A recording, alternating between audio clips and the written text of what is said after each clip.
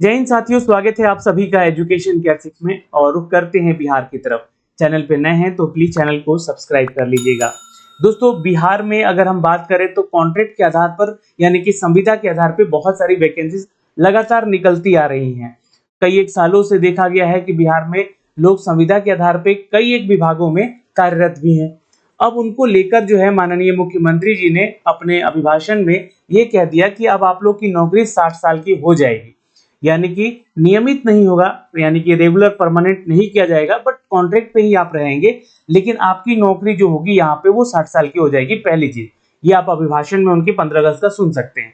दूसरी चीज यहाँ पर उन्होंने ये भी कहा था कि जो कॉन्ट्रैक्ट के आधार पर लोग कार्य कर रहे हैं उनकी सैलरी यानी कि जो उनका वेतनमान होगा वो लगभग जो है आपके राज्यकर्मी जो भी हमारे होते हैं बिहार के कर्मचारी उनके लगभग बराबर हो सकती है। तो ये दो जानकारी उन्होंने दी है, लेकिन अभी इस पे कैबिनेट की मोहर लगना बाकी है। यानी कि मुख्यमंत्री जी ने तो कहा है, पर कैबिनेट की मोहर लग जाती है उस पर तो ये बात पक्की हो जाती है। लेकिन 16 अगस्त को कॉन्ट्रैक्ट के आधार पर जो लोग कार्य कर रहे हैं उनको लेकर दो अपडेट दिए गए हैं। पहला कि अगर बिहार में कहीं भी सरकारी नौकरी निकल रही है तो उन संविदा कर्मी यानी कि कॉन्ट्रैक्ट पे आधार पे काम कर रहे हैं संविदा कर्मियों को आवेदन करने का एक तो मौका दिया जाए, क्योंकि अगर जिनका एज जो है काफी बढ़ गया है, मान लीजिए कि आप जॉब कर रहे हैं कॉन्ट्रैक्ट के आधार पे और आज जाकर जो है वैकेंसीज निकाली गई है और उसमें आप एलिजिबल नहीं है, तो उनकी एलिजिबिलिटी को फुलफिल किया जाए, यानी कि एज में एग्जाम्पशन दिया जाए, एज में आपको छूट दिया जाए ताकि जो है आप उस फॉर्म को भर सके। और जो आपका एक्सपीरियंस है, जो आपका अनुभव है ना, जितने दिन आप लोगों ने कॉन्ट्रैक्ट के आधार पर उस विभाग में काम किया है तो उस अनुभव को भी कैलकुलेट करके उसका आपको अंक उसमें जोड़ा जाए। यानी कि उस विभाग में आप कार्य कर रहे हैं, करने जा रहे हैं, सरकारी नौकरी करने जा रहे हैं, तो आपको जितने दिन आप लोगों ने कहीं कॉन्ट्रैक्ट के आधार पे काम किया है बिहार सरकार में तो उनका आपको एक्सपीरियंस जोड़ा जाए, उसका बेनिफिट मिले आपको। और तीसरी चीज ये कि सबसे बड़ा सवाल उठता है कि ये बेनिफिट क्या बिहार के उन तमाम परीक्षाओं में दिया जाए जहां पर पीटी और मेंस होता है, और या तो फिर उन सिर्फ परीक्षाओं में दिया जाए जिसमें कि सिर्फ एक ही परीक्षा होती है, वो प्रीलिम्स में होती है, या तो सिर्फ प्रीलिम्स में दिया जाए या तो सिर्फ मेंस में दिया जाए। ये तीन चीजों पे चर्चाएं हुई हैं। तो चलिए मैं उस नोटिफिकेशन को भी आपको साझा कर रहा हूं और जो अपडेट है ये आप तक मैं पहुंचाने का एक छोटा सा प्रयास कर रहा हूं। वीडियो को शेयर कीजिएगा और ज्यादा से ज्यादा लाइक कीजिएगा, और अगर आपके कुछ इस पे डाउट है तो कमेंट बॉक्स में कमेंट करके भी जरूर पूछिएगा। दोस्तों, 16 अगस्त को ये नोटिफिकेशन जारी किया गया है, आप लोग देख सकते हैं, और ये पत्रांक जो है आप लोग का अपडेट किया गया है और 16 अगस्त यहाँ पे डेट है। डॉक्टर बी राजेंद्र सरकार के प्रधान सचिव हैं और इसमें इन्होंने सभी अपर मुख्य सचिव को, है ना, और प्रधान सचिव को और सचिव को इसमें टैग किया गया है उन लोगों को। यानी कि आप लोग सभी विभागों के जो भी लोग हैं या विभाग के अध्यक्ष हैं या पुलिस निदेशक हैं, क्योंकि पुलिस विभाग में भी यहाँ पर देखिएगा तो कॉन्ट्रैक्ट के आधार पर नौकरियां होती हैं। सभी प्रमंडलीय आयुक्त को भी इसमें टैग किया गया है, यानी कि प्रमंडल के आधार पर जितने भी कॉन्ट्रैक्चुअल जॉब हैं उनके कर्मियों के लिए भी यहाँ पे अपडेट है। आइए समझते हैं तो विषय क्या दिया गया है। तो विषय है यहाँ पर नियमित नियुक्ति के क्रम में जो संविदा नियोजित कर्मी है ना, नियोजित नियमित करने मतलब नियमित क्या है, रेगुलर नियुक्ति के। जैसे कि मान लीजिए कि बिहार में बीपीएससी का एग्जाम आया, ठीक है, टीचर का, सपोज मान लीजिए कि टीचर का एग्जाम आया। अब इसमें ये तो रेगुलर जॉब है, इसमें कॉन्ट्रेक्चुअल जॉब वाले करने वाले क्या अप्लाई कर सकते हैं? अगर उनका उम्र सीमा यहाँ पे 40 या 42 साल हो गया है तो नहीं कर सकते हैं, कोई नहीं कर सकता है। लेकिन इनको आदेश दिया गया कि आप लोग भी आवेदन कीजिए, आपको उम्र सीमा में छूट मिलेगा। यह कर्मियों को अधिकतम उम्र सीमा और अंक की गणना की अधिमानता देते हुए, अधिमानता यानी कि उनको बेनिफिट उसका मिलना चाहिए। यानी कि मान लीजिए कि जो छात्र यहाँ पर कट ऑफ में 50 मान लीजिए कि 95 नंबर लेकर आ रहा है, अब 95 लेकर आ रहा है, कट ऑफ यहाँ पे 90 गया है, ठीक है, और संविदा कर्मी अगर मान लीजिए कि उसका मार्क्स 90 आया है और वो 5 नंबर ग्रेस 1 साल का यहाँ पे वर्क एक्सपीरियंस के आधार पर उनको दे दिया जाए तो इनका मार्क्स 95 हो जाएगा, जिससे कि इनका सिलेक्शन हो जाएगा। ठीक है, तो ये कट ऑफ का इनको बेनिफिट मिल जाएगा। तो अंक की अधिमानता भी दिए जाने के संदर्भ में स्पष्टीकरण के संबंध में ये लेटर दिया गया है, ये विषय है यहाँ पे। तो एक मैंने एग्जाम्पल देकर समझाया। ऐसे ही बिहार के जितने भी विभाग है उनमें अगर सरकारी नौकरियां निकल रही हैं तो उनमें संविदा के आधार पे जो लोग कार्य कर रहे हैं कर्मचारी बिहार सरकार की तरफ से, तो उनको उम्र सीमा में छूट दिया जाए, पहली चीज। और दूसरी यहाँ पर जो है उनके अंक की अधिमानता देते हुए उनके संदर्भ में स्पष्टीकरण के संबंध में ये लेटर है। समझते हैं कुछ कुछ यहाँ पे पत्रांक है जो कि 2007 से चले आ रहे हैं। देखिए, सामान्य प्रशासन विभाग के ज्ञापन संख्या 18 जुलाई 2007 के द्वारा विधिवत सृजित और रिक्त पदों के विरुद्ध में जो संविदा नियोजन का प्रावधान है और प्रक्रिया निरूपण किया गया था, इस संकल्प के प्रावधान के तहत राज्य सरकार के विभिन्न विभागों के संविदा पर नियोजित कर्मियों की सेवा संबंधी बिंदुओं के संबंध में श्री अशोक कुमार चौधरी, यहाँ पे देखिए संशोधन किया गया 2007 के इस नियमावली को, पूर्व मुख्य सचिव की अध्यक्षता में गठित एक स्तरीय समिति अनुशंसाओं पर राज्य सरकार का निर्णय सामान्य प्रशासन विभाग के संकल्प संख्या 17 सितंबर 2018 द्वारा संशोधित किया गया। यानी कि इसका संशोधन 2018 में हुआ, 2007 वाला।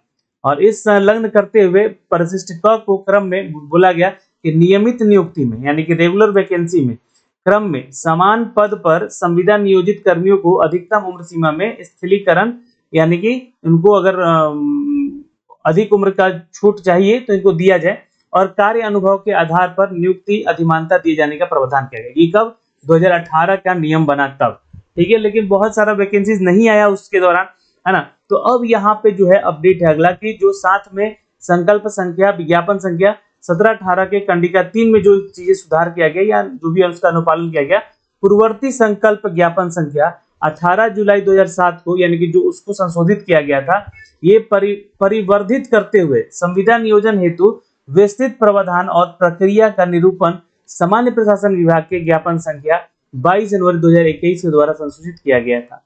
तो 2021 में फिर से संशोधन कर दिया गया 2018 के इस नियम को, है ना, जो कि 2007 से चला आ रहा था, इसको संशोधन कर दिया गया। अब ये कंडिका 4 में आ गया, और यहाँ पर संविदा नियोजित कर्मियों के समान पद यानी कि जिस मान लीजिए कि कॉन्ट्रैक्चुअल जॉब में है आप और किसी क्लर्क के पोस्ट पे है, और मान लीजिए किसी सरकारी विभाग में क्लर्क का ही वैकेंसी निकलता है, तो समान पद पर नियुक्ति की प्रक्रिया में उनको छूट दिया जाए तथा कार्य अनुभव के आधार पर अंकों का अधिमानता का स्पष्ट प्रावधान किया गया था उस समय, ठीक है। अब इन सभी चीजों को देखते हुए यहाँ पर उनके उम्र सीमा का स्थलीकरण कार्य अनुभव के आधार पर, है ना, और यहाँ पे अंक को जोड़े जाने की बात भी कही जा रही थी, है ना। तो ये तीनों चीजों को देखते हुए अंक की अधिमानता संबंधित अपेक्षित संशोधन भी किया जा चुका है। लेकिन यहाँ पे सवाल क्या बनता है? सवाल है कि इस क्रम में इस बिंदु पर मार्गदर्शन की अपेक्षा कतिपय विभागों यानी कि कई एक विभागों द्वारा की गई है।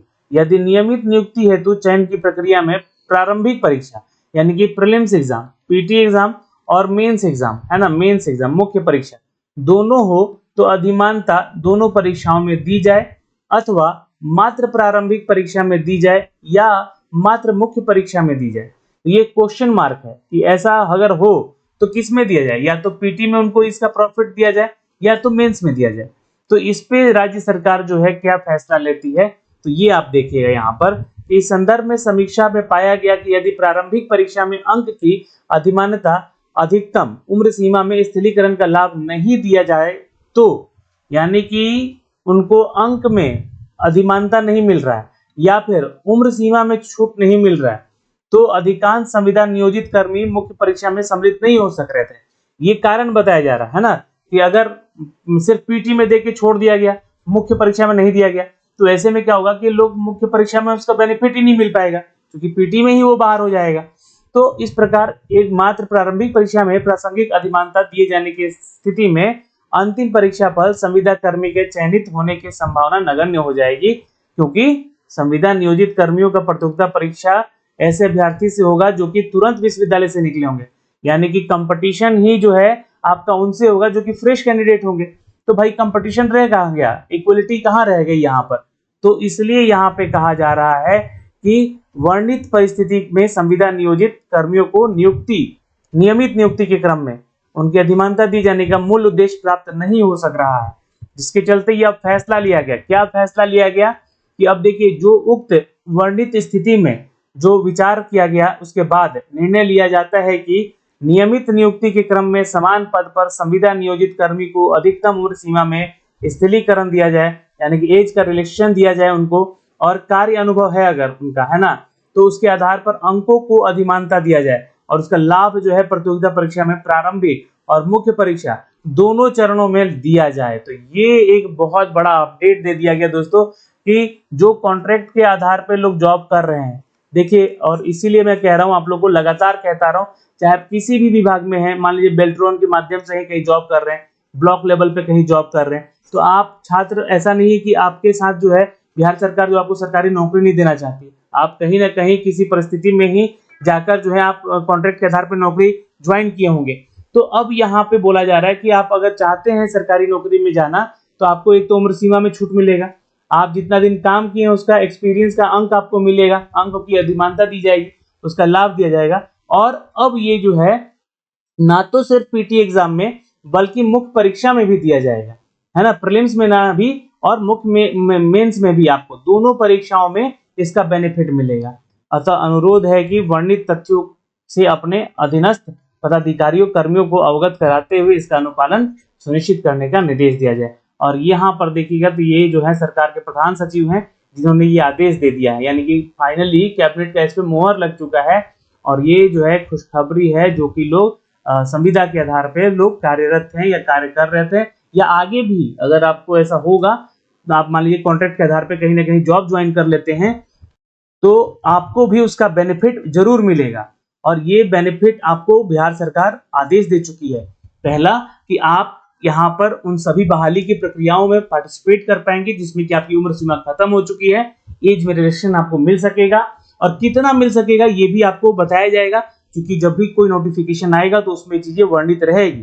ठीक है। अच्छा, दूसरी चीज कि मान लीजिए कि आप अंक आपका जो है, अनुभव जो है आपका जितने साल का है, वो हर साल का 5 अंक आपको दे होगा, यानी कि मान लीजिए 3 साल 4 साल का है तो 20 अंक आपको सीधे उस परीक्षा के प्रारंभिक परीक्षा में भी और मुख्य परीक्षा में भी आपको उस अंक को जोड़कर आपको उसका बेनिफिट दिया जाएगा। इसके पीछे क्या कारण था?